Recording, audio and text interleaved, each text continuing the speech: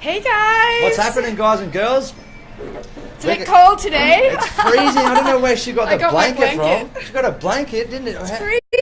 Is there a two blankets going around? Do you want one? No. I'll tough it out. But it's windy down here. It's freezing. We like to have the fresh air breeze, and it's coming back on us now because it's a bit chilly outside. But it's good for the what is it? What's the kite show coming on? There's a big whale kite thing in the background over here. Yeah, I didn't know it was a show. Yeah, I think it's a show of people building kites. But we're going to be on in about 47 seconds, guys and girls. So stay tuned. Download the app, Bondi Radio app, and listen to us live if you're going in the car ride or anything like that. So super excited. We're going to go live in about 30 seconds. I think I'm just going to keep this blanket on. Let's do this. Yeah?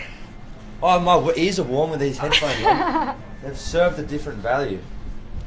Do you know what you're talking about today? No. No. It wouldn't be a show. I'll just talk, Sheena. That's what we're good at, talking. Are you ready to go? I'm ready.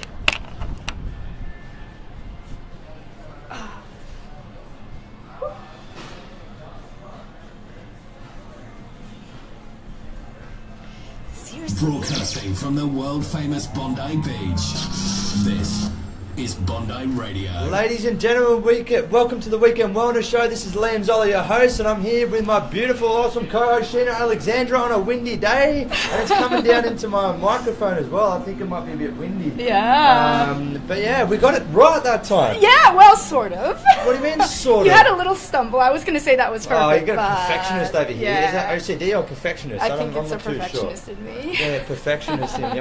You know what? What? You do the next one then. Okay. Yeah.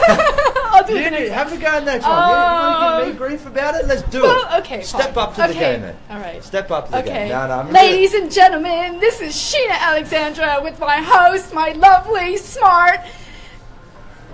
Come on, keep adding words. Funny, smart. Funny, smart, and I don't know what else to say about you.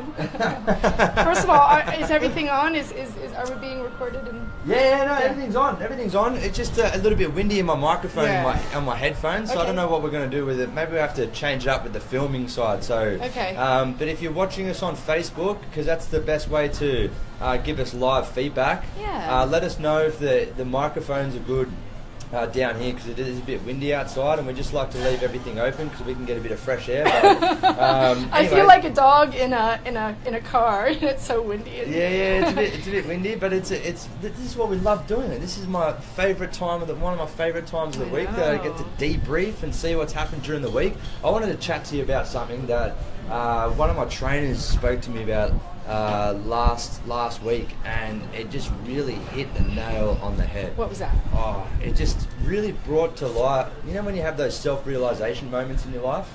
You know when we call them popcorn moments? Yeah. Me and Stacey went to this workshop. It's called the Weekend Experience, and they call them popcorn moments. Right. Where you just go the aha moment. And one of my trainers came into my office and goes, I need you, because I hire the trainers, I look after trainers, help them with their business, whatever they sort of need. And the trainer comes in and goes, I need to take a couple of weeks off. And I said, is everything all right, mate? Because he's like killing it. His business is, he's charging, I don't know, $100 for 45 minutes. He's courses, he's doing plenty of courses. He's ripped. He's like a model as well. So he's just like going really well. Very successful guy. Very young, successful guy. He was on the X Factor as well. Oh, right. Okay. Yeah. So he just got that overachievement personality. Okay. Similar to myself. Like, so you work with this person? Yeah, he's one of my trainers that I work with. And he come into my office and I said, "Is everything all right, man?" He goes, "Yeah, because he has a mentor. Everyone has a mentor." He said, "My mentor told me to take a break for a week or two. I don't want to, but I've got to take a break." And I go, "Why?" And he said, "Because I had a self-realization moment. It's because I'm addicted to achievement." That's good. And I'm like, "What do you mean?" And he goes, "It's an actual." His coach was telling him. His business coach was telling him. He said, we get addicted to the dopamine hit of achieving on progress. I've got to progress, and you get addicted to the dopamine hit that comes with it. And sometimes that's where mindfulness comes into it. You just got to stop, take a break.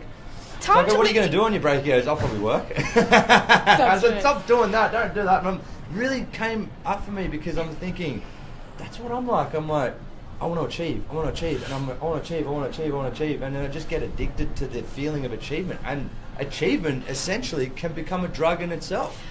That's very interesting. But you know, Tom defines an addiction. Tom Cartwright, who is a... My old mate. Yeah, yeah. Tom. Doesn't he define addiction as something that if it interferes in your life and your life is not good because of it, that's when you have an addiction. So how can being addicted to success... I would only imagine that's making your life better because you're being more successful. Definitely. But I think it's you got to look at like it in a way that sometimes you just need to have that, just step back and have that reflection time on what you've done, and have that like it goes back to what Naam said last week as well. You just got to have that essence of gratification, and being grateful for the things that you've accomplished instead of going, okay, what's next? Okay, what's next? I'll sign another client. I'll sign another client. Sign another client. Sign another client. And it's just like take a step back and reassess. And I think that's what it means. So I think it could be an addiction to success, or it could be just the addiction to the dopamine hit to. The success. I don't know. I'm not a psychologist. That's not what I was trying to say. I was just trying to say it was just interesting to see that, even coaches, like I'm essentially helping him with his business coach in some ways, but he has another business coach, and they said just to stop and take a break because you've got that. You're addicted to the dopamine hit of progress. And it depends on how he feels when he doesn't. That's progress. What I mean. If he's upset and sad, that's not a good thing. That's what I think it was got. Yeah. Well, I don't know. And also, it does.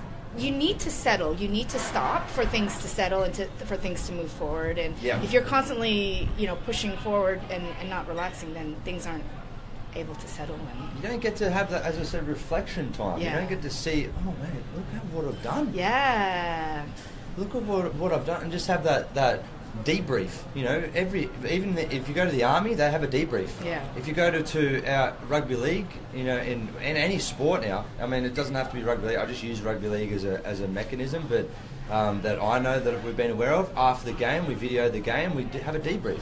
What happened? How can we do it better? And just have that in that relaxed state.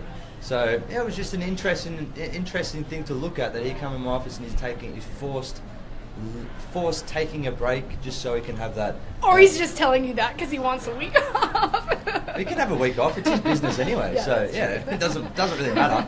It's not like I'm paying him for holidays. He just gets that time off. So I was just really interested in that one. But anyway, we wanted to bring in a couple of guests today. Do you want to speak about your guests that you're bringing in? Well, Lana Lian is coming in, and she is going to talk about how to cure yourself from autoimmune disease. Wow. And she's got a great story. She's cured herself from quite a few, and she's got the recipe of how to rid yourself of autoimmune. So, I had a really interesting chat with her a couple of weeks ago, and I was not feeling well. I think I've told you this last week, where I was not well and I had to go to the hospital and get some blood tests. And I was talking to her, prepping her for today's show. And when she heard my symptoms, and she also heard that I stopped eating meat, she quickly threw me into the, you need to have B12 and you got to do this and you got to do that. And she's just a wealth of information. So I started eating meat. She told me to eat meat for 7 days for the first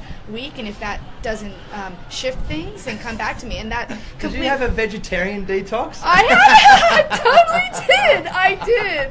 That is hilarious. I never heard that. I know. This is what you do for your vegetarian detox. You have meat every day for 7 days. How good is that? That's exactly That's what the she best did. detox ever. I know, and I'm really enjoying eating meat again. And I'm really enjoying feeling better and feeling great. Oh, that's hilarious. That is funny. I've never heard of that before. A vegetarian detox. We just started it here on the Weekend Wellness Show. You heard it first, folks. You heard it first, folks. We're going to bring in also a mate of mine, Blake Cavallaro. He's a good friend of mine, actually. I know I say that a lot. He's a mate of mine, but he's actually a good friend. Like Tom Cartwright, just to sort of blast from the past in a way. He works for the NRL, and he works for the Sydney Roosters. None of these might mean anything to you at the moment, but Sydney Roosters is like the home team for Bondi. Yeah. So for the professional. listeners in the U.S. and in England, NRL is National Rugby League. Yep. And so he is representative of. Well, he actually was a representative of Italy with me. Oh, right. Okay, he so played that's for the Italy. connection. So that's the connection. He played semi-professional football himself, but now he develops, like, he goes into schools with like 6 to 10-year-olds and develops them through rugby league. And it's not just about rugby league as much anymore. It's just about helping with alcohol. They go in and help people with alcohol addictions and stuff like that. It's sort of what Tom's doing as well, but they use the pathway of rugby league to assist people to get away from other things. Like, and we're going to talk to him about how social media has impacted people playing sport, like young kids playing sport. Has it impacted it?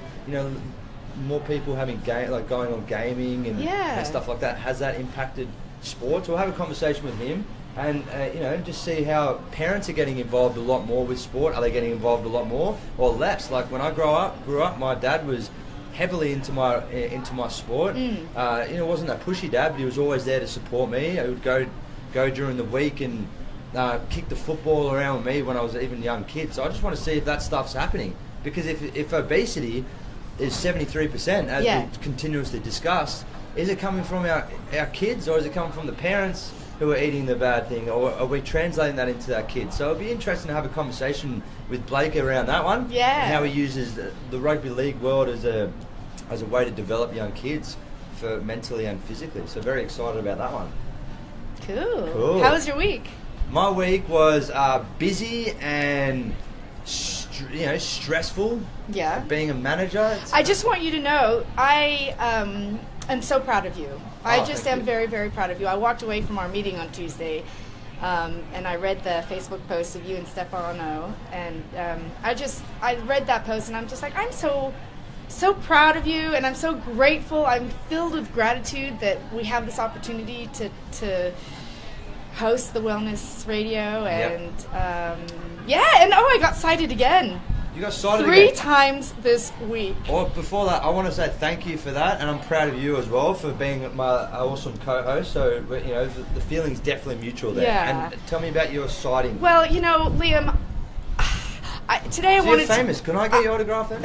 Are we getting? Is it like you're Sheena Alexandra and you're on the show with Lian Zollo? Am I not getting a look in at all here? Like, what is it? Or is it part of the Wellness Radio?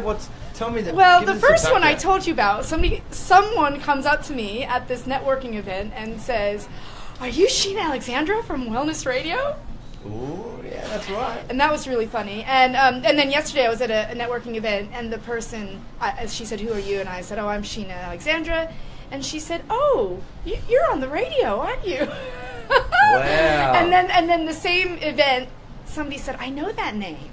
I know you on LinkedIn, or what is it?" And he's like, and then when I said Wellness Radio, he's like, that's it. But I have to say, I think it's my efforts of promoting the show, which is what is working. And I have to say that if that's not a sign that the effort that we're putting into this is working, it is. Because if it wasn't for the videos that we're doing, and I mean, we broadcast live, but we also do the podcast, and we also do the video, and then I create the video and put that into LinkedIn. So it's just really nice to see that it's finally, kicking off. Yeah. And how great it feels to be on purpose, to be doing this, and then to be making a difference to the people out there, because they're saying they love the show, they love the content. So that in itself, that's another reason why I feel so grateful, because we talk about Stacey Henderson a lot on this show, and if it wasn't for Stacey and his process that he puts people through, I wouldn't be here in my passion doing what I love to do. And now, at first I was like, well, where is this going? And I'm not really sure. I'm just going to come every Saturday and do what I love to do. And now it's coming around in a couple of ways, just by being recognized as the host for Wellness Radio. That's it. Look, I just like to have fun, and that's what we're here for. When I was up in Yamba, I had this.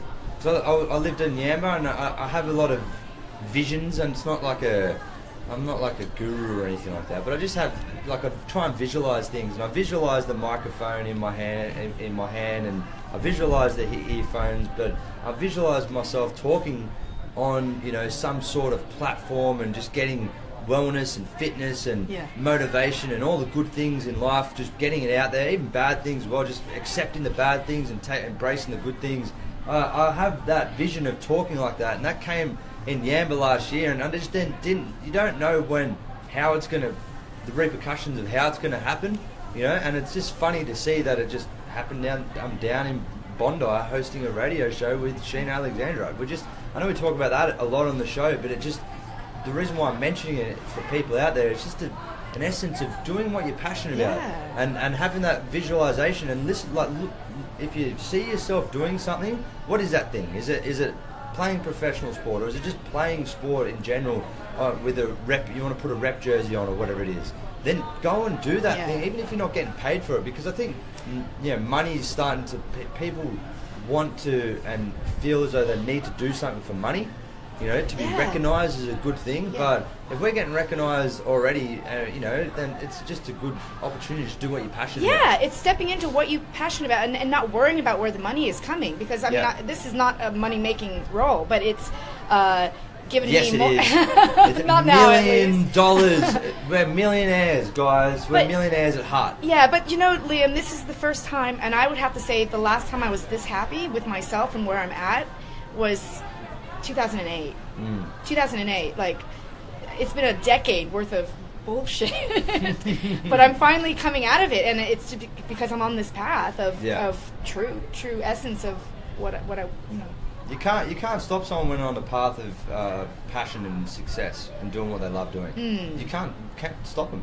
You can't stop someone who's doing that. So that's why you've just listened to your comfort zone and said, no, I'm not going to hang here, I'm stepping outside of it. And it was scary. I mean, it hasn't been the easiest transformation. What, into radio or into radio? Just less than 6 months ago, I hit rock bottom, and that's when I'm like, I'm going to move to the beach, and I'm going to get a job at a station. Yeah. And I didn't know how that was going to happen. I created a vision board, and everything that I thought about 6 months ago has now... They're important. They don't, like...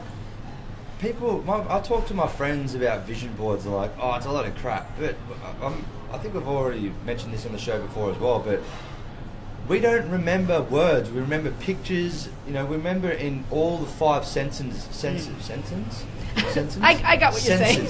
We remember all 5 senses. We remember a place because of the smell of the place, the taste of the food in that place, the sights of the place. We remember in that essence. So that's why the power of the vision board is so important, because you're bringing it to life, before it's actually happened. Yeah. Does that make sense? Yeah. So, if you can see it and you can visualize it and you can feel it, and you can also have gratitude, that's when your dreams come true. That also, like, seriously as well, and there's a dark side to this, and this is where I think I mentioned it last week as well. If you start to visualize, like, okay, go back to the world records. That's one of the things that I'm very proud of myself for accomplishing, mainly because it came out of thin air, like, came a night, one thought. Those 80 million thoughts I have per day, most of them are, or majority of them are rubbish. That one thought came in my hand and it translated into a physical event. Right. But moving into this world record event that we did, I would have visions of doing the world record, and I would have visions of me, and getting scared about doing it. And this is where people stop doing what they're doing and they listen to their comfort zone. And I say, don't listen to your comfort zone.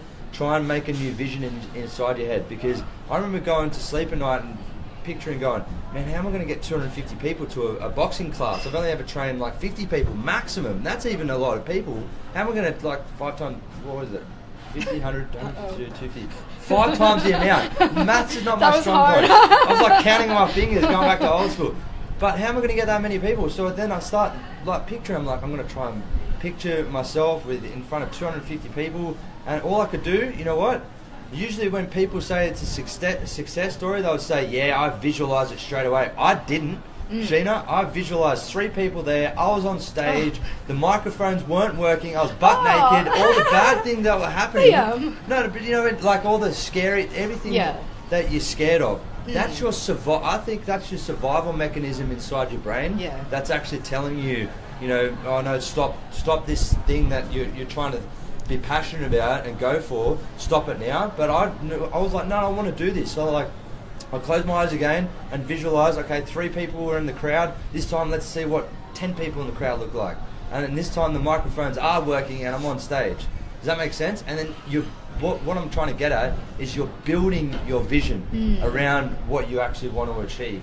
Does that make sense? Yeah. Not the other way around. It doesn't come naturally and straight away. Yeah. That's exactly what I'm saying. Yeah. Awesome. Anyway, that came out. I don't know what tangent. I don't know. I just like chatting with you. This is our weekly catch up. Weekly catch up. This is the catch up part of it. So we've got our guest coming in soon. Where is she? She's coming. Is that her? Oh, there she is. There she is. Hello, how's it going? Yeah. We're going to bring her in. We're going to go for a song now, and then we'll come back in a few minutes. Yeah. Do you have anything else you want to say? Well, no, not right now. Okay, cool. Yeah. We'll go to a song. We'll come back and we'll bring in our lovely guest. Lana. Broadcasting from the world famous Bondi Beach.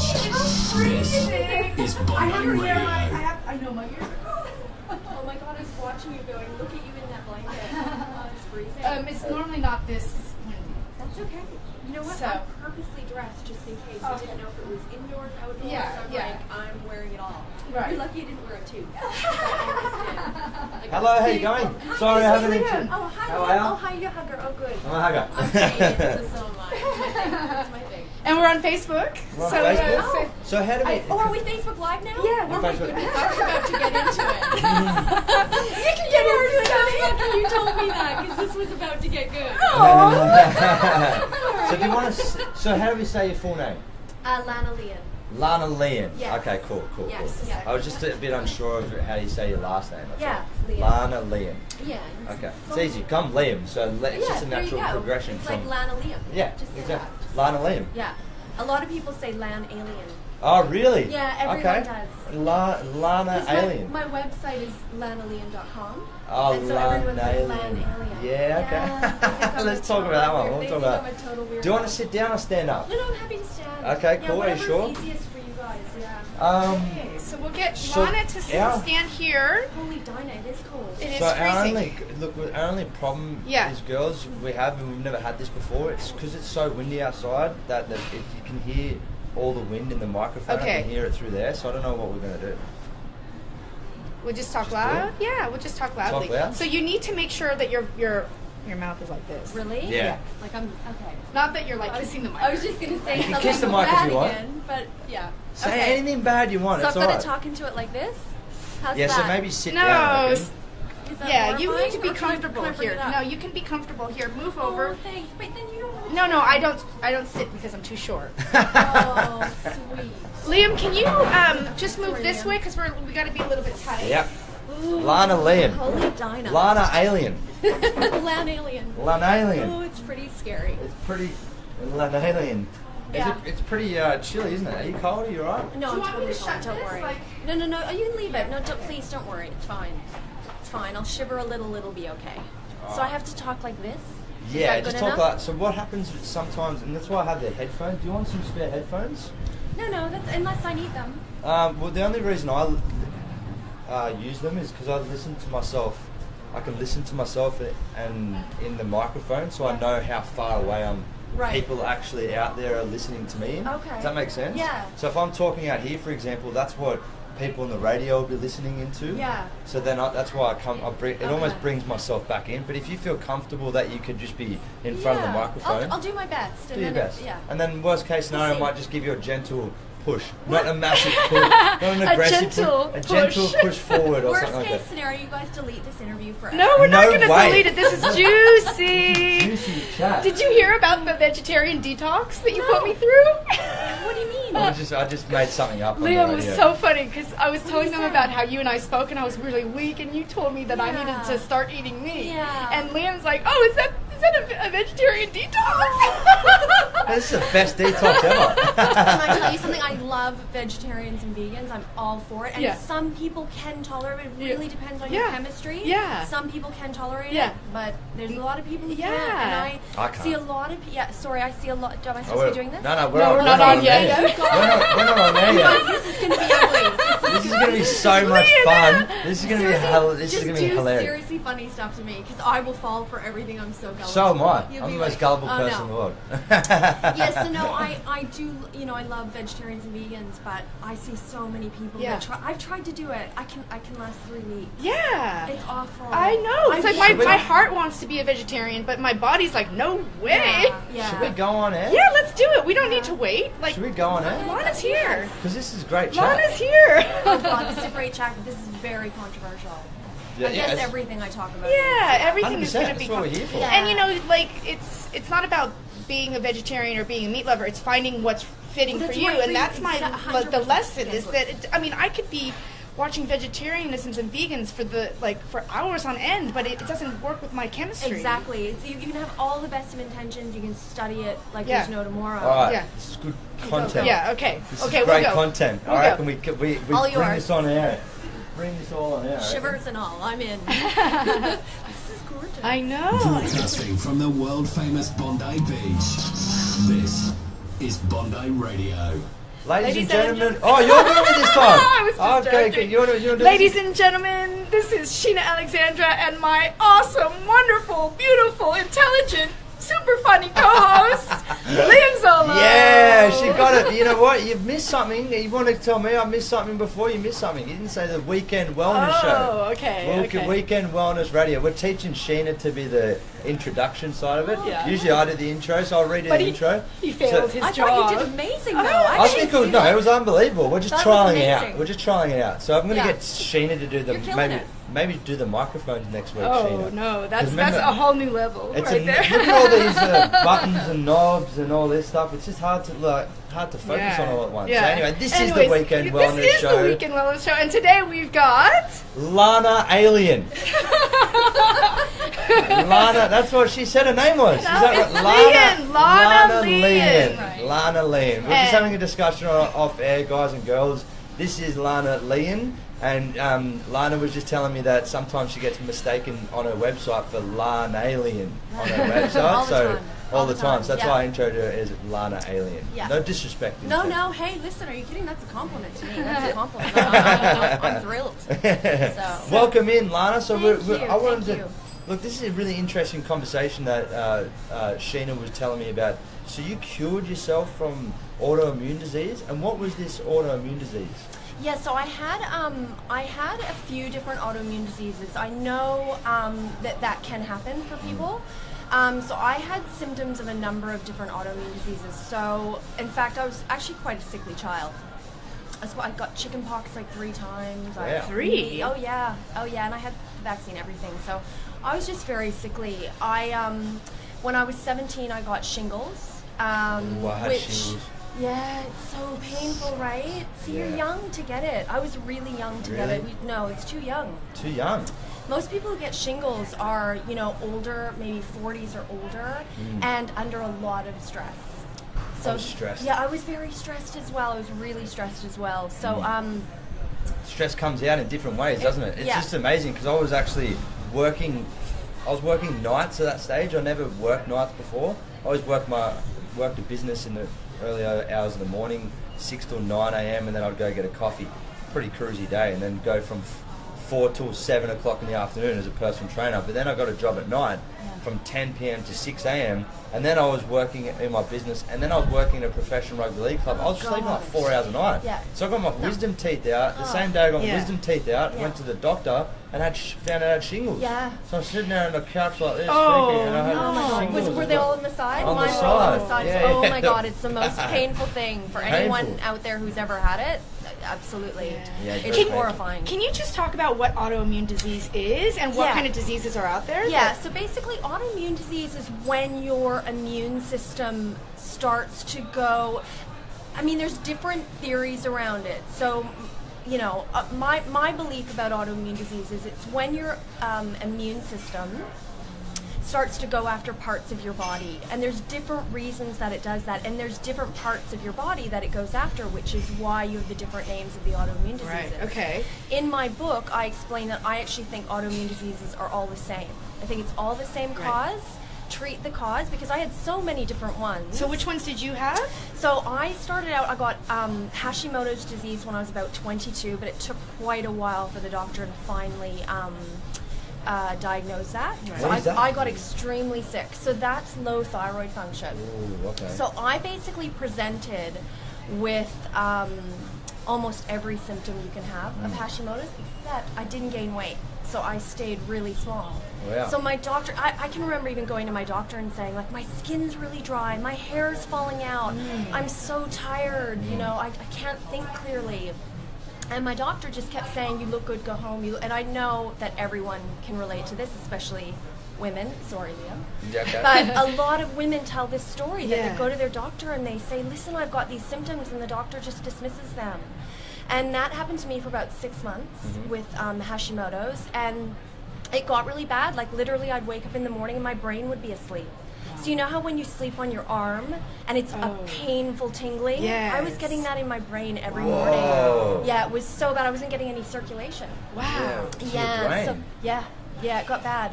So so needless to say, the doctor at that time, I finally forced him to take blood tests, and he did, and he found that so thyroid normal levels are between 1 and 6. Mine at that time was many years ago now, and I actually don't have the results, but they were, if I remember correctly, they were 133. 133. So 1 and 6 is normal, and I would argue between 0 and 1 is normal. Mine was 133. So 133. Oh, Yeah. wow. Yeah, That's it was like off like the a chart. score. Off Scoring, the charts. scoring. In fact, my doctor denied that they were my blood results. He said, "Listen, they must have mixed up your bloods at the lab. Wow. We'll retest you, but these are definitely not your results." And I said, "You need to tell me what they were right now." Because I knew something was really wrong. So I went straight to the university library across the street. Thank God I was at uni.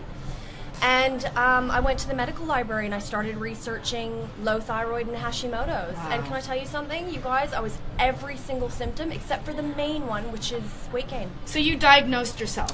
Well, the blood test obviously helped. Right. I couldn't have done it before Right. then. You because didn't go to Google and diagnose yourself. No. That's a good thing. No, that's Thank actually God. quite a scary thing to do. That is You a very don't wanna scary. do I've that. got I don't everything if I'm recommend on. it. I know. Yeah. I know. It's very bad for hypochondriacs. But yes, so then once we found out that I had that and we got my blood tested again and it was even higher, it was even Wow. worse. So at that point my doctor had put me on to the #1 endocrinologist in Canada. And he recommended Synthroid, which is T4 medication. Knowing what I know today, I never would have treated it that way. I would have done it completely different. But at the time, I had no knowledge. So I was really dependent on what the doctors were saying. And it's okay what they did. What they did actually did help my symptoms for a couple of years. But And what did they do? They just put you on this T4 Just medicine? T4, which Yeah. is replacement hormone, but it's only one of the hormones. Right, okay. So there was no T3, T2, T1, calcitonin, nothing that my thyroid would produce if it was functioning optimally. Right, So T4 okay. only. So that worked for a couple of years because I was in my early 20s. So I was quite, I was sickly, but I was quite robust. So I could function on the T4. But then what happened was, because I believe the endocrine system functions together. And the endocrine system is the hormones that you produce. That's right. And everything Okay. kind of functions together. Think of it like a symphony. Yes, So okay. when you That's a start, great way to look at it, by the way. yeah, when you start, let's say, tuning the piano, it may affect what you do with the. Oh gosh, I've never actually explained it like this. I sound like an idiot. The pedals at the bottom? Yeah, exactly. But let's say you're tuning the piano. The cello. That might change how you have to tune the cello Yeah. or the Right, violin. okay, I see. Yeah. How they Right? work together, So right. all of a sudden right. I'm taking this T4, Yeah. but I'm not addressing, Yeah. number one, other things that are going on, and number two, the real cause. Why did I get Hashimoto's? Why were my antibody levels so high? So luckily for me, when I went to that university library that day, I got really fired up. Like, maybe because I was, really sick and, probably almost perished. But I got really fired up, and from that moment Angry on, or excited or what? Listen, I'm not going to lie. I was a little angry. Yeah. But I was so naive and young. Yeah. Like, I was just sick. I just wanted help. Just Yeah. give me whatever you've got, and Yeah. I'll take it. Right, okay. And I was also really in the mindset of the, taking one thing and then that working. Like, take a pill and it's better tomorrow. Do you know what I mean? And you were trusting. I was very trusting, and that's okay. Yeah. He wasn't a bad guy.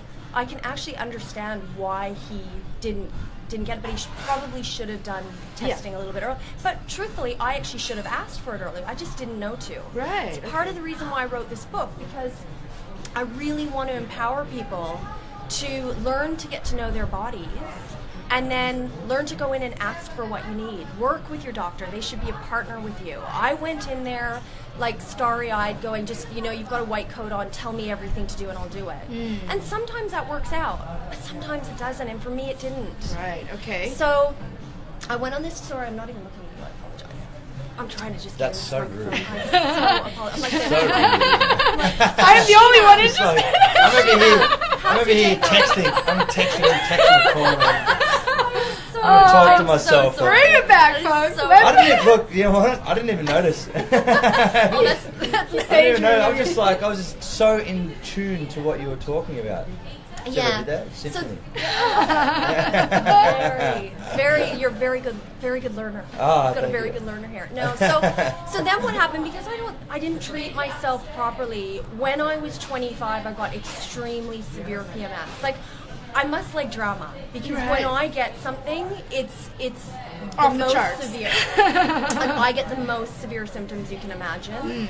And I had really bad PMS. I don't tell a lot of people this, but I do talk about it a bit in my book, because it was very traumatizing. Right. I basically became agoraphobic. I didn't want to go outside. Agoraphobic. Meaning I didn't want to go outside. I just wanted to stay in the house. Right, okay. I was afraid of people, extreme anxiety, panic. Wow. I was in a really bad way. I was getting, massive infections in my eyes all the time.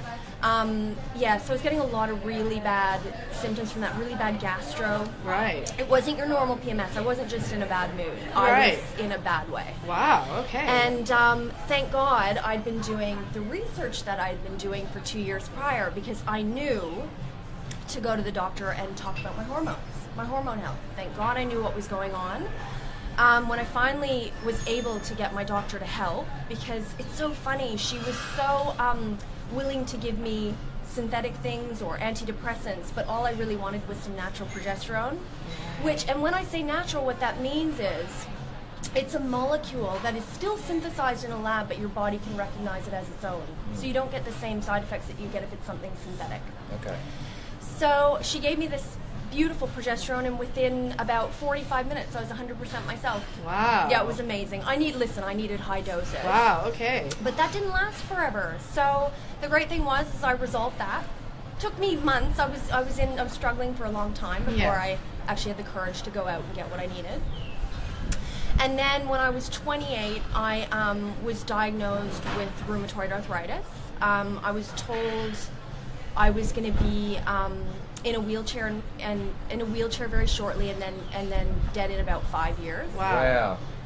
So that was also they said very that serious. to you, like you were in the office and they Sheena. said that to you. Yeah, they did. That's really, really not No, right. can I tell you something? I can still remember the doctor's office. I'm not going to say it now. I can remember going. Same doctor? No, because at this point I was here. Okay. But I can remember going outside of this clinic, and literally I sat down, I just crumpled in a ball outside the door of this clinic, sobbing, because, the doctor had just told me this really awful thing, and I was devastated, but they didn't have the tools to help me with it, so there was kind of no emotional support. So again, good news, I was already doing research because I was very passionate about it. There's not a day that went by that I was not doing some medical research. And I went back to where I was staying, and I literally had 10 books sitting on my dresser on hormone health that I'd taken out of the library. So I got to work on it, and listen, I will say to you that took me a long time. Like the rheumatoid arthritis, then it was lupus a couple years later, and after that I got symptoms of MS. And these are all autoimmune diseases. All autoimmune diseases. So when did you make the connection? Okay, that's an autoimmune, and there must be a bigger thing happening here. Just over the years of doing the research. It was not one point in time. It was just looking back at all of it, I was able to look at it and just say, you know what? This is just manifesting differently in my body. You know what? When I would say it was when I started getting the symptoms of MS. And what were those symptoms? Oh, that was awful. I remember being at a doctor's conference, because I used to go to these huge doctor's conferences in the United States, and I was standing there talking to this really well-known doctor, and we were talking about something, and all of a sudden my knees started giving out, and I couldn't stand. Wow. And I looked at him and I was like, oh my God, my knees are... He knew I was sick, but he didn't know that, and he said, oh God, that's MS. Stand up with me, and he had to hold me, and he took me to his stall and just gave me a couple of things to take to try to help. But listen, the good news about that was that, you know, the severity of all my symptoms actually worked in my favor, because it was survive or die, really, if I'm honest. And so what that made me do is it made me take the research very seriously. And I must say, you guys, over the years of trying to heal myself, I did a lot of things that didn't work. Like, I don't even want to call them mistakes, but I did a lot of things that didn't work. Like what? Oh, God. I did this one thing, and I'm not against water fasting. I promise you, everyone, I'm not against water fasting. But I did a medically supervised water fast where I went to a clinic in San Francisco, and I started to do it was for 14 days. And they had to take me off after 5 days because I had gone down to 95 pounds. My hair was all falling out. And then when I came out, I didn't recover as well as I would have thought. So one of the theories behind doing a water fast is that you reset the immune system. I love that theory, actually. It makes sense to me. But one of the things that, you know, one of the reasons I wrote this book is because not everything's going to work for everyone, and it's really important to give people a number of different things to do and do them all simultaneously. Like, I was talking to Sheena the other day about diet. You know, diet's obviously critical. Diet is so important, you guys. I can't stress it enough.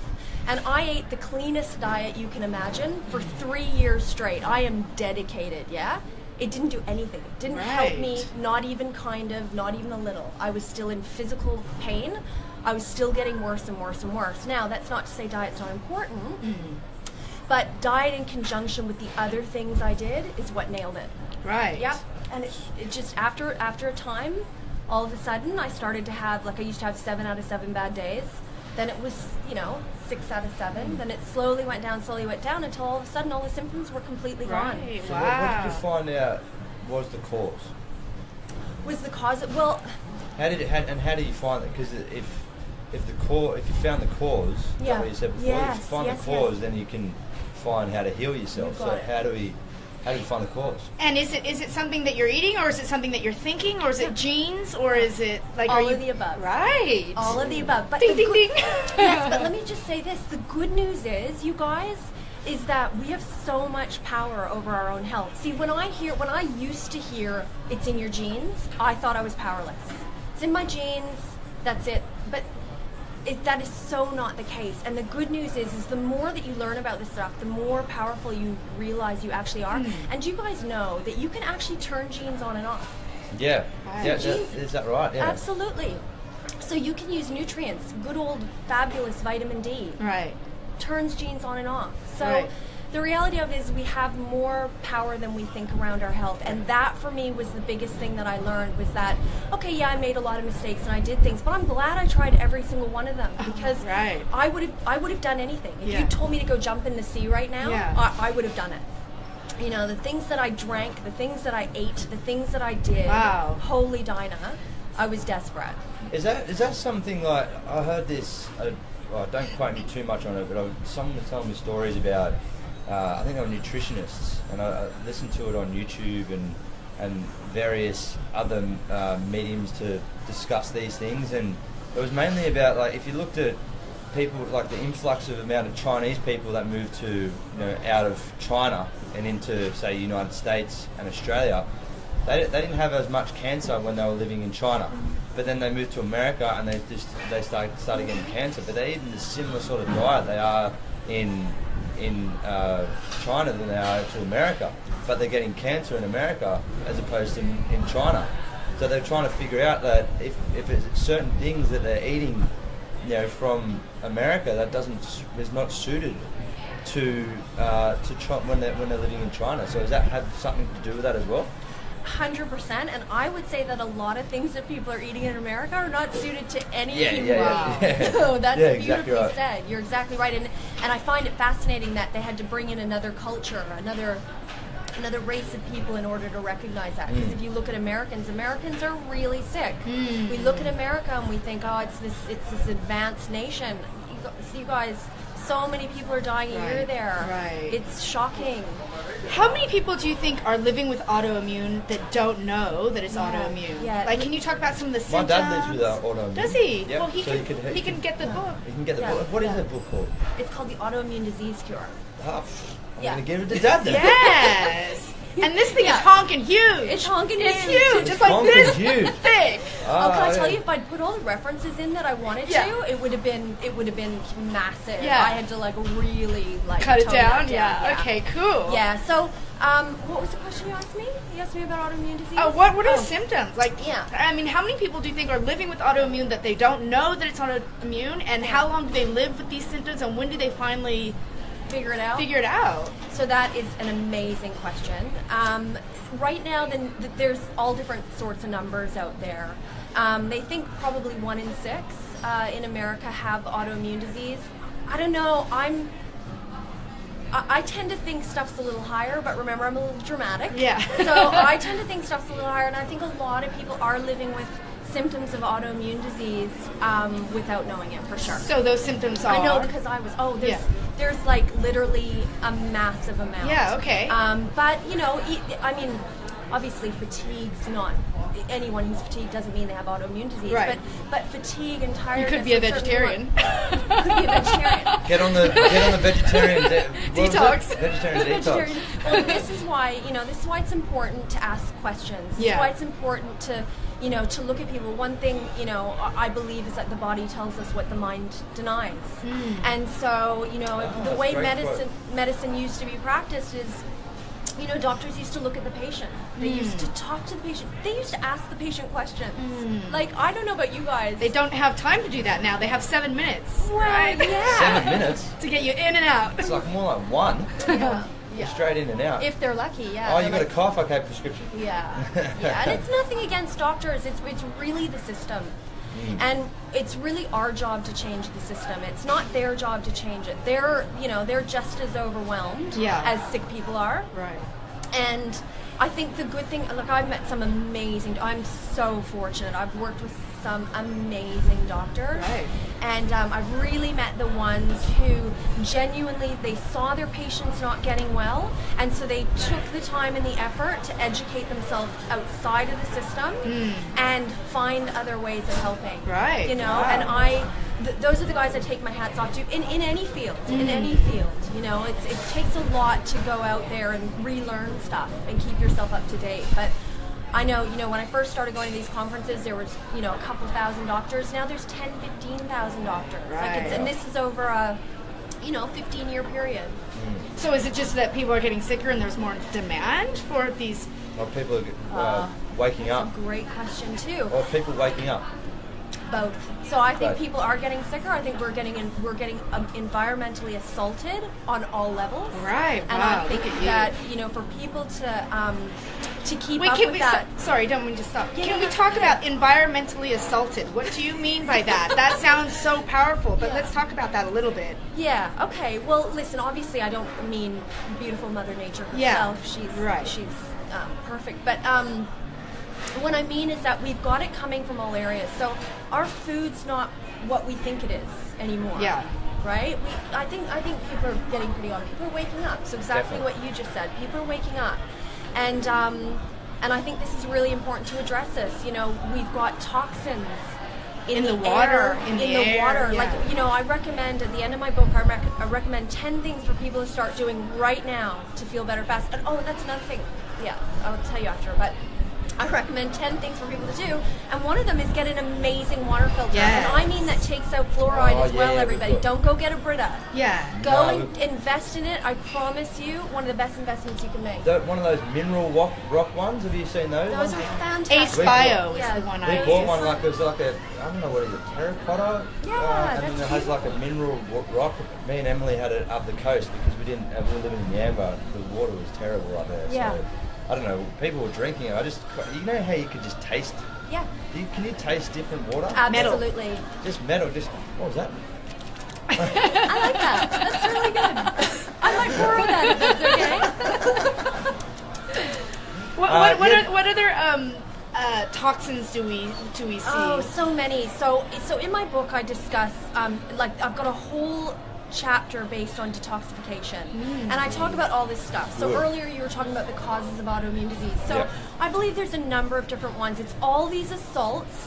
So what happens is we are functioning optimally, and then one day it's almost like one assault too many. Most people with autoimmune disease, I don't want to speak for everybody, but most that I've heard will say that they got a flu, they were fine, and then they got flu-like symptoms, and then all of a sudden it was on like Donkey Kong. That was it. It was happening.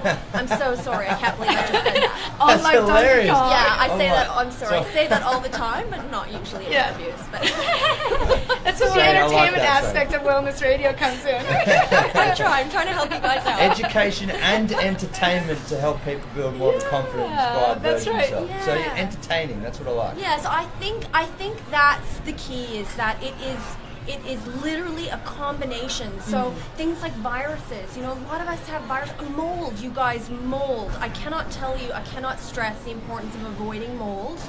And where do you find mold? Oh, in your food. Wow. In Mold your in your environment. food? You bet. So I'll give you one example. So peanuts, for example, they're full of something called aflatoxin, which is a deadly mold. And people are eating peanuts all the time, and it almost gets, what I found when I was eating peanut butter is I almost find it addictive. It's like sometimes when I'm taking something bad, that thing that's inside me, especially if it's mold, wants more. And so I almost was like peanut butter. Now peanut butter is not fabulous from a point of view if you have a thyroid condition, because it also acts as a goitrogen, which means that it blocks thyroid function. It'll block it'll block healthy thyroid function. So do they tell that to you on the peanut butter can? No. Oh my goodness. Of course You've got to read Lana's book to realize that. Yeah, but I want to say, I don't want to scare people. I don't want people, right. but I just want to educate people, because I'm not going to lie, I still eat peanut butter every now and then. Oh, I thought you were going to say every single day. Every single day. Heavens, no. By the spoonful. Definitely not. But at least when I do eat it, because it's pretty darn delicious, right? It is. But almond butter is just as good. Do you find the same thing in almond butter? I agree. No. No mold in almonds. No. Okay. Peanuts are a main offender. Yeah. Well, if you take a look at the nut. Yeah. Sorry. Peanuts, in terms of the fat content, that's not a good fat anyway. So you want to eat more almonds than peanuts anyway, Brazil nuts. And Brazil nuts, from a fat perspective. Ideally, you would, but almonds, you do have to be careful. You don't want them from the United States, because they are heavily. That's really interesting. They're heavily fumigated. I can't remember what it is now. It's on the tip of my tongue. Propyl glycol, something. I'm so sorry, I can't remember the name of the chemical that they use on almonds in the United States. So you have to be very careful where you get them from. Organic's always best. Yeah, that's funny that you say that, because now, ever since being in Wellness Radio and talking to all these health experts, I'm starting to realize nothing out of America. Sorry, I know. Bless you, America. But like, I look at the huge watermelons, and I'm like, no, I wouldn't eat that watermelon. It's full of GMOs. Yeah. And so anything that I used to say. Do you mean that that's over in Australia, or that's more in the States that have the big watermelons? Anything that's imported from America, it's not organic, and it's heavily either GMO or pesticides or toxins, because they just do that. You just now know that anything that grows in America, unless it says organic, is bad for you, or not. They're banning exports in a lot of countries. Banning imports in a lot of countries from the United States. Right. Around because food. of that. Because of that. So it's really nice to see a lot of countries standing up for themselves and going non-GMO. Saying, no, we will not grow those crops here. Right. So that's interesting. Like, they are becoming more powerful against the GMO companies, and they're saying we're not going to stand up. Yeah, we're not buying this stuff anymore. it's amazing how much power we have as consumers. Yeah. We have all the power, and people don't realize that. Yeah. All it takes is a tiny bit of education. Yeah. And just really a tiny bit. Yeah. And it that doesn't take long, no. and you look at it and you're like, Yeah. I am not putting that in my body. That's right. I mean, Not a chance, sorry. I didn't know about GMOs until I looked a little bit into it, and everything has GMOs unless it says organic. And even the baby powder milk that I gave my darling Amelie, I had no idea that was filled with GMOs. Oh, soy. From the very beginning, she's Yeah. been fed poison. And this is the thing, I think I was saying this to you the other day. It's so important. I'm a big believer. No offense, Liam, and no offense to the guys out there, but I'm offended. And you should be. And you should be. No. But I'm a big believer that women are the ones who are going to change the system, because you don't mess with Mama Bear. Yeah. And when women start figuring this out, it's going to be done. It's going to be. We do follow the women. You- Look, I'll admit it. We follow the women. Women Women do women did personal training first. They do the group fitness first, and then men don't go. Oh, I don't want to go get a personal trainer. I don't want to go get a group. I don't want to go to group fitness. Guys are in our groups all the time now. Percentage of women in my group were 95% women, 5% male. So meaning like I had 80 or 100 clients. What's that? 95 of them was women, 5 were males. So women, you don't mess with Mama Bear because No. they know first. They Mama definitely Bear. know. What about magnesium? I was having a conversation with a personal trainer yesterday, because what I do for work now is I'm a manager at Fitness First. I've managed the personal trainers there. So I always have detailed conversations with the PTs there and see what they know, and we're always bouncing ideas off each other. And we're talking about magnesium, and I was saying to him, someone was telling me as well, I don't know where I hear these things from, I don't know how true they are, but I take it and run with it because it makes sense. Yeah. But they were saying that because there's no magnesium in the soil, and if there's no magnesium in the soil as much anymore, then it's no magnesium in our foods, which means that's why we're lacking magnesium in our nutrition. And magnesium is a source of a lot of things that we need. Otherwise, I don't know what diseases it would be potentially Heart causing. disease. Heart Magnesium disease. really plays a role in a lot of cardiac functions. But it's so You know funny the how answer there's- to everything. You are so Oh. solid with your information. But it's funny like- though, isn't it? Like, she's like Very- I've been doing it a long time. I was yeah. But is that right? Like, it's because there's no magnesium in the soil, or because there's no magnesium in the soil that we're growing our foods, You bet. and then that's going into our foods, and not as much magnesium going into our foods, and then therefore that's why we're lacking magnesium in our nutrition. Liam, I would even argue that it's not just magnesium, Yeah. it's all minerals. Yeah. All minerals, So, yeah. so our soils used to be mineral rich, which meant that the food that grew in the soil was mineral rich. Now it's not only is it completely devoid of these minerals, but it's full of pesticides and herbicides, and that's another thing. I don't want to sound depressing. Sometimes I think I don't want to know what I know, but even with organic food, you guys, you have to be mindful because they're using fertilizers that are chemical fertilizers, and they're allowed to do that. So you might think you're getting something organic that's completely, free of everything, but there's fertilizers in there that are growing this food with chemicals. Do you reckon because we're waking up, I mentioned this as well before, because we're waking up, do you reckon we'll have that essence of just making it out, we'll go back to our own farming? You know how years and years ago it was just our own farming, we grew our own crops, we grew our own food essentially, and now we've gone into the mass production, we're just taking things from big corporations and eating it. Now we're going to go back to how it was. Do you think that's the next thing? Amen. If Amen. that is the case, and one of the things that I love about what you guys are saying on here is I've heard you guys both a number of times say waking up. I love that. Firstly, Self-awareness. it's I say it every week. But Self-awareness. not just self-awareness, self-responsibility. Yeah. Exactly right. We can all Take sit it to here the and next- look at these, the politicians and the big corporations and blame them and say, this is your fault.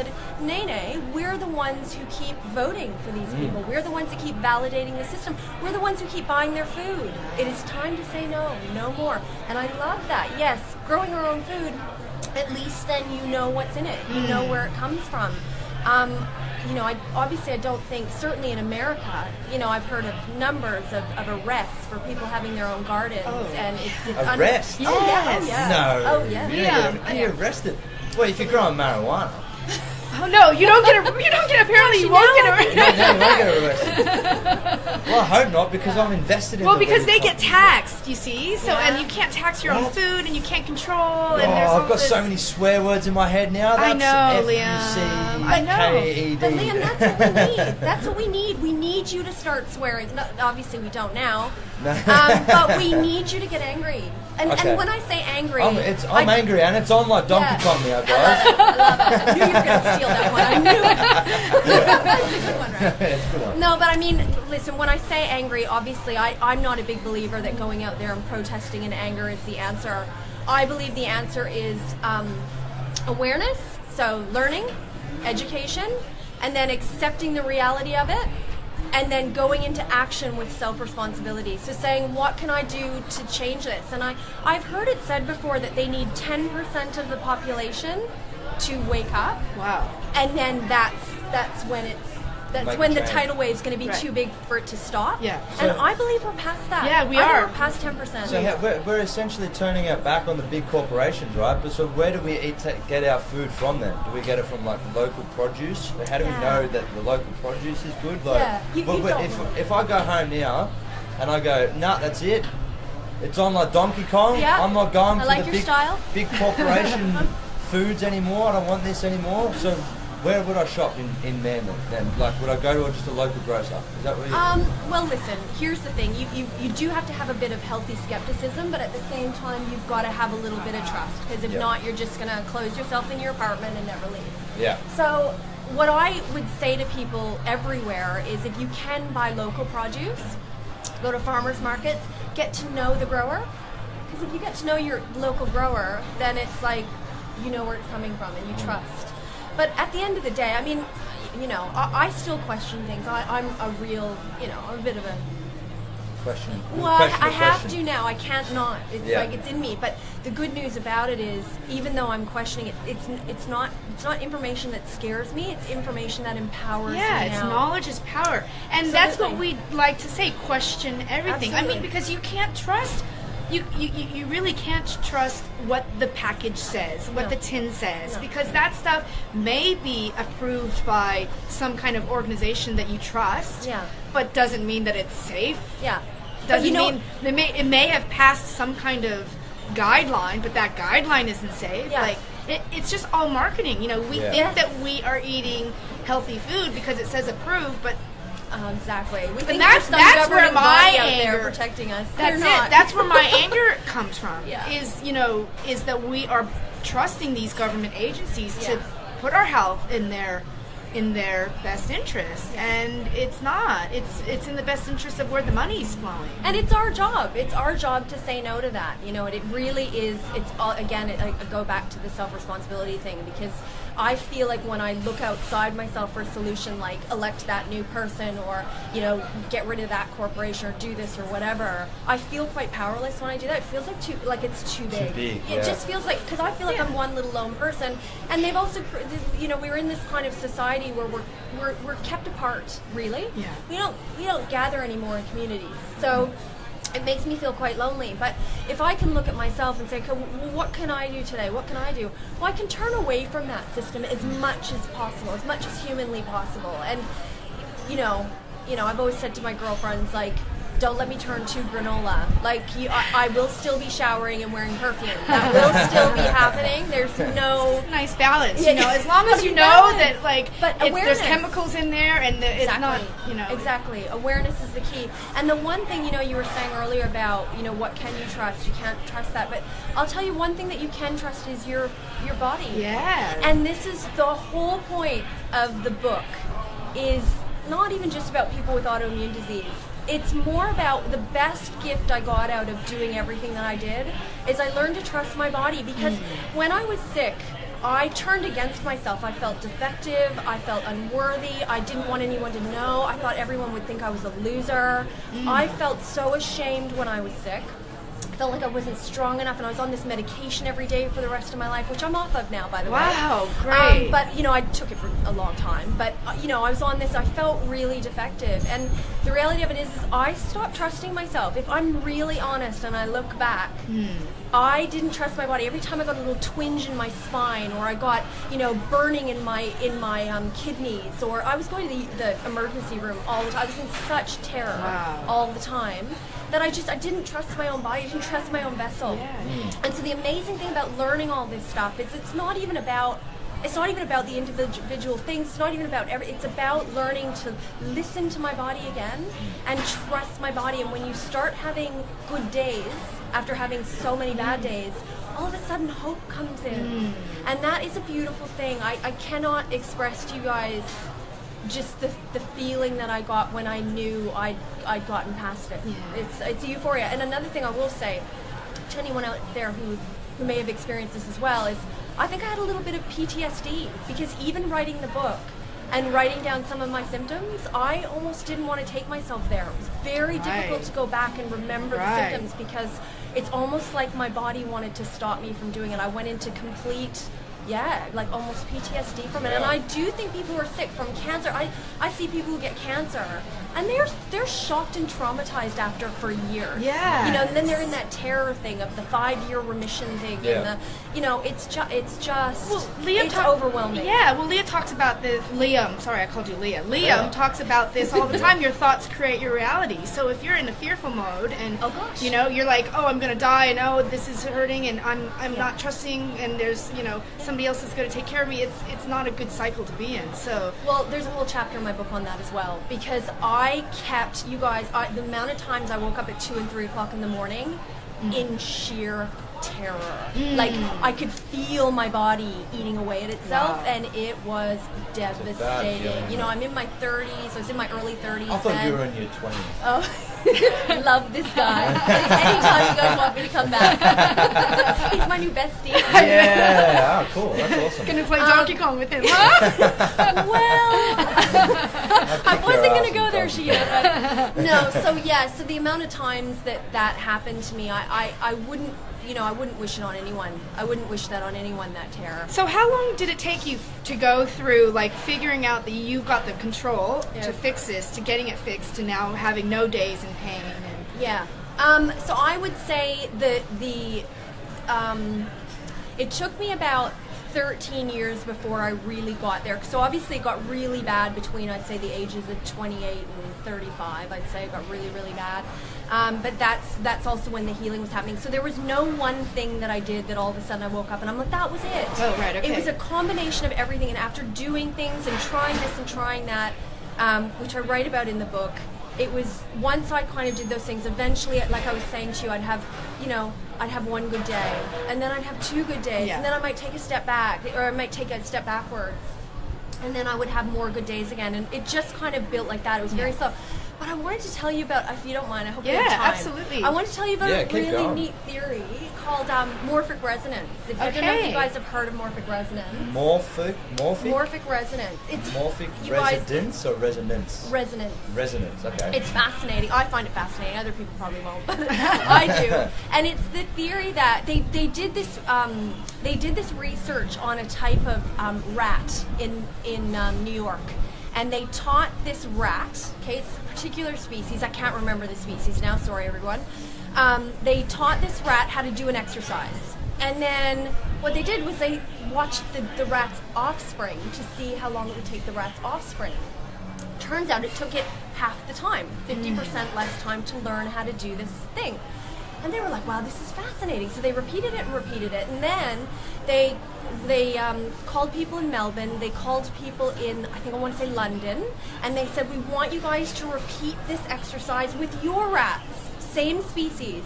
They could do it in 50% less time. Oh, that's wow. morphic resonance. So, wow, how did that happen? I know, it's fascinating, but I actually totally believe that. So that's why I'm so excited about it, because I actually think the same thing for human beings, because that's why we're waking up so fast. Oh, yeah. Because what you guys are doing here, what I'm doing, it's allowing the next people that, so like it took me years to heal, It'll take people literally weeks, months now. Like with all that information's there. Hours.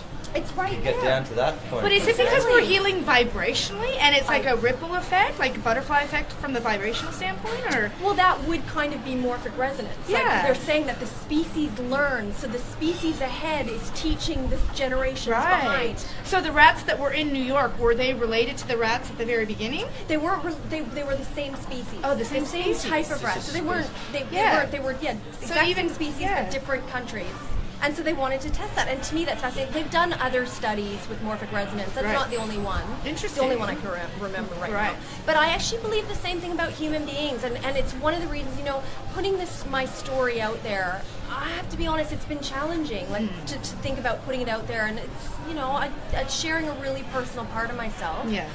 But there's a part of me that's like, it's not about me. This is about empowering people and for people to get their power back if they want it.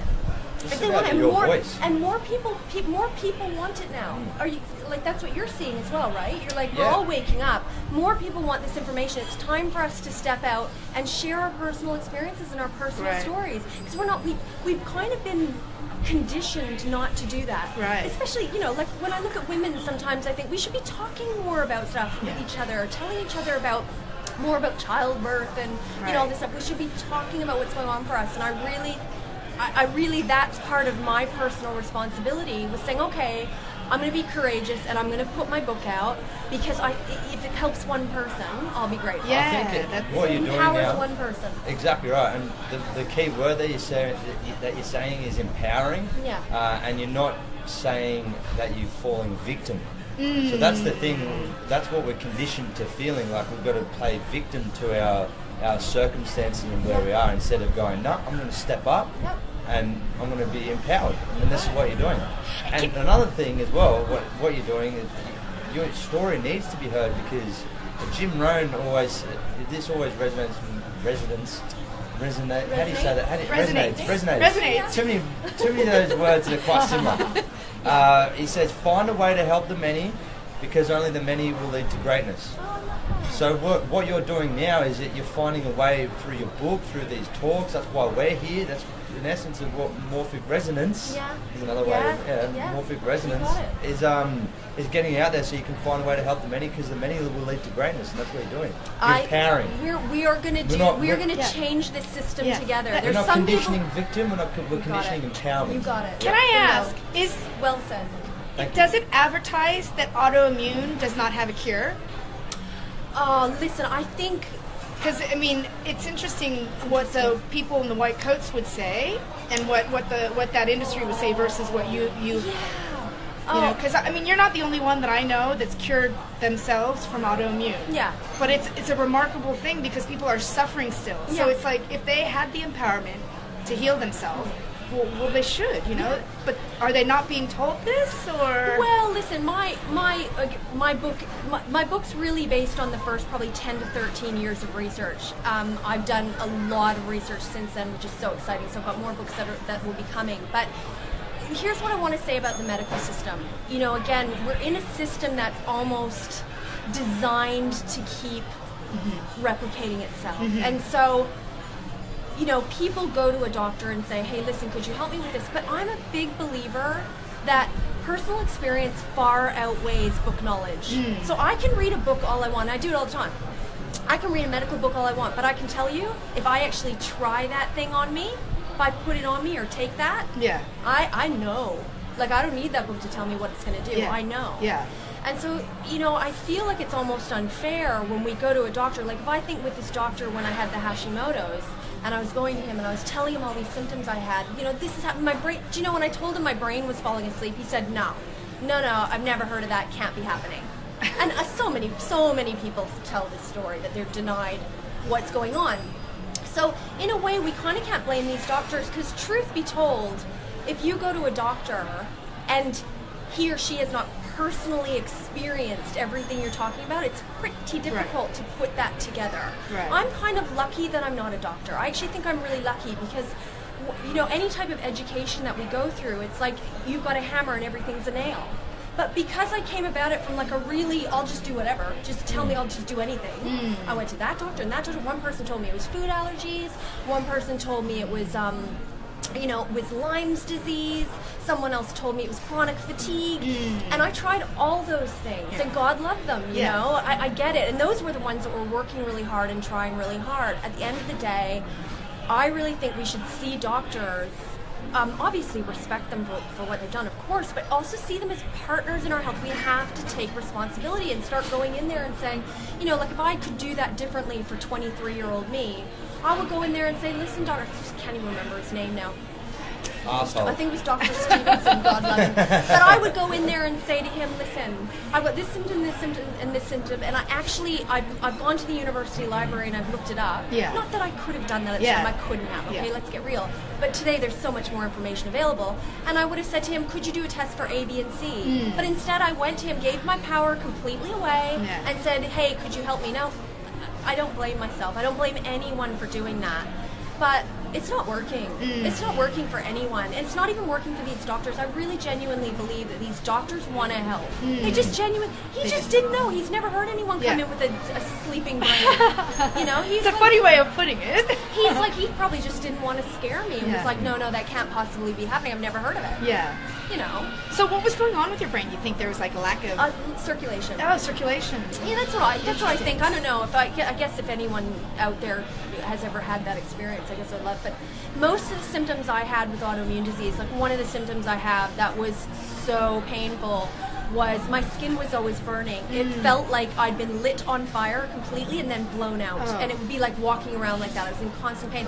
And every doctor that I saw, and I really did see some amazing doctors. Like I was always around doctors because I was in the medical field. And none of them had heard of that symptom.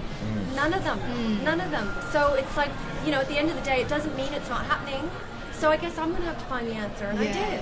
And I did. And thank God. You know, so I guess if there was one message I could give to everyone, it's to really just, it's okay. It's okay. Anything is possible.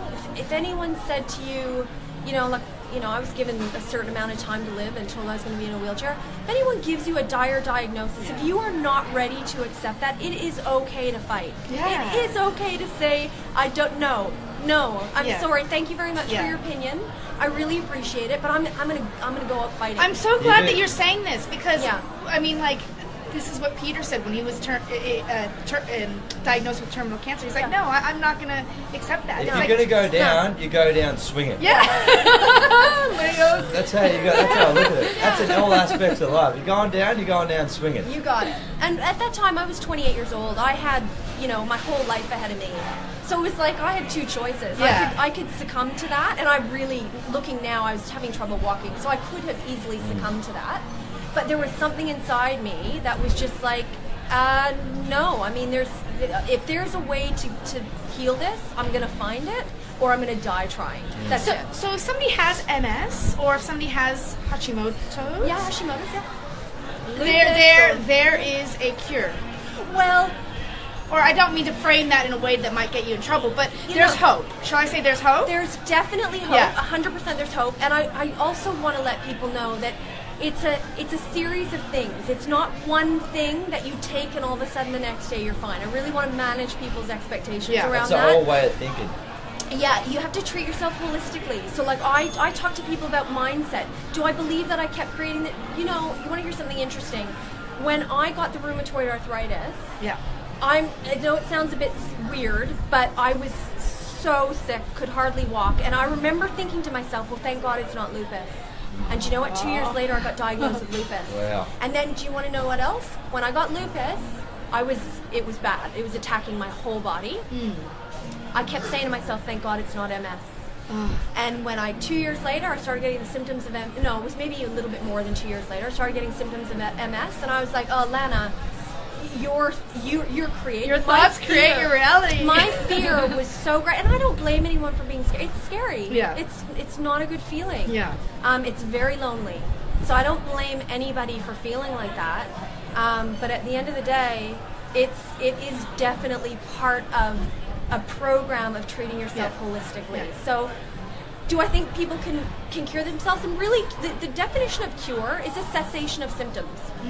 That's it. It's not rocket science. It's not a horrible thing. Yeah. I mean, you don't want to just go out and say, drink a glass of honey and you're going to be cured. I mean, that's irresponsible. Yeah. But I do think you can absolutely be in a place where you're symptom-free. Yeah. Because trust me, if I can do it, I'm not special. Yeah. Okay. So how do you feel now? I'm 100%. Like, I will say my research is very thorough. I'm very thorough. That's good. We need you to be thorough. As I started to get really well, yeah. I kept doing what I was doing, and after about maybe 2 or 3 years of being 100%, I was like, I'm gonna stop doing everything all the time. I'm gonna now just start doing it every now and then. I was still fine, and then I thought I'm still fine. That I did that for about a year, and then I was like, I'm gonna just go off everything. And then what did happen was my ANA levels went back up. I was still symptom-free, but my ANA levels went back up a little bit. And so I was like, okay, cool, awesome. Started going back on everything, still fine. So what I want to say is that, if you go and do a diet, or you go and do something, and then you go and binge on 10 loaves of bread, right? You're going to gain some weight again. Yeah. So I want that caveat in there, that we have to really manage our own expectations around that word cure. We have to stop looking at it and say there's a cure-all for everything. That is societal. That's a program that's been put in us to think that if you don't have that cure, that one thing that will cure you, it's not real. Nay. There's so many things you can do to absolutely get rid of symptoms. I have zero doubt. Sorry, but I just don't. I mean, again, if I can do it, if I can come back from where I was, anyone can. So we could talk with you for hours. Well, clearly I could talk with you guys for hours as well. We've got another guest coming on, so we should... No, don't be sorry. No, Lana, can I just say, I am so grateful that you know so much. Like, the wealth of information. And I just want to say that I'm so excited to read the book. Good. That big honking huge book. It's actually not. It's actually I've kept it. It's only 5,000 pages. No, it's really not. I've actually kept it really, really simple. Where do we get it? Amazon? Well, I'm so sorry. At the moment, you can get it from my website. I've only got the ebook version available, so it's lanalien.com. LANALIEN. Speak to me after this. I'll tell you how to put it on Amazon. .com. Yeah, no, I know how. Okay. I know how. I just am trying. She knows everything about the human body. I'm sure she's going to know how to put it on Amazon. I tell you, you're going to like this. Do you want to know why I haven't put it on Amazon? Because I kind of don't agree with that company's philosophies. Oh, and damn it. I know, and I know that I'm missing out on a lot that Amazon could offer, and I may change my mind. Yeah. But for right now, it's more important that I stand by my values as much as possible. I like it. I don't know if I do. I don't know if I'm making the best business decision, but that's okay. If people are going to come to your website, then that's the main thing. So what is your website? Ideal. So it's lanalien.com, and it's Lana, not Lana Alien guys and girls. It's Lana. It could be Lanalien because that spells the same. That spells the exact same thing. Exactly right. Lanalien.com. Good branding, we could say that. Yeah, why not? Lanalien. Yeah. And on there, there's lots of information too. So obviously, I discuss autoimmune disease. But I've got little tidbits of information there too. I've got tips of information. I'm a big believer in giving people really short, useful bites of information. So I don't believe in bogging people down because I think that can get overwhelming.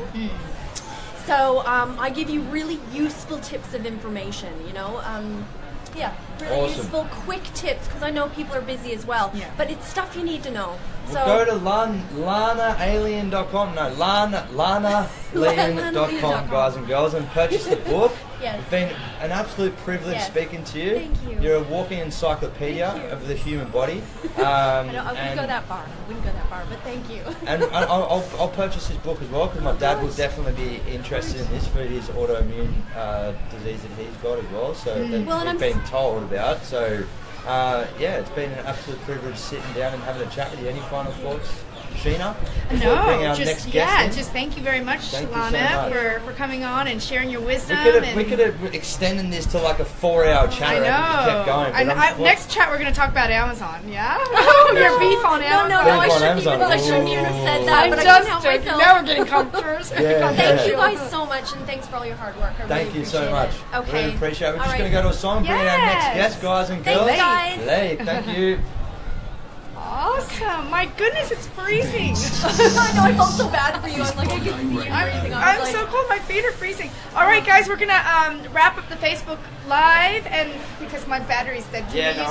Because I reckon, to be honest, maybe just have to just do it through voice. Oh, really? Like, we can... 'Cause it's so windy. Oh, right. Yeah. Right. Might be. We'll see what happens anyway. Hey, Ben, please.